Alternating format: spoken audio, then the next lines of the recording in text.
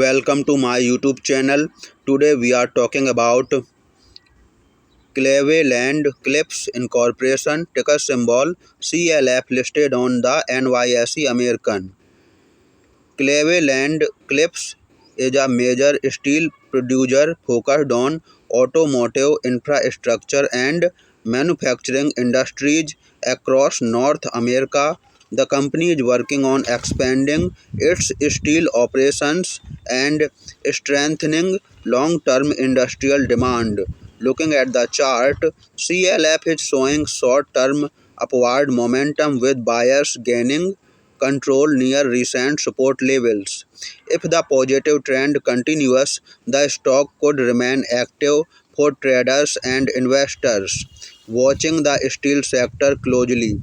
Always study charts, market trends, and company updates before making any decision.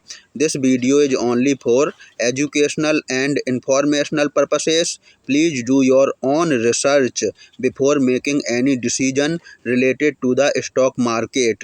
Thanks for the watching.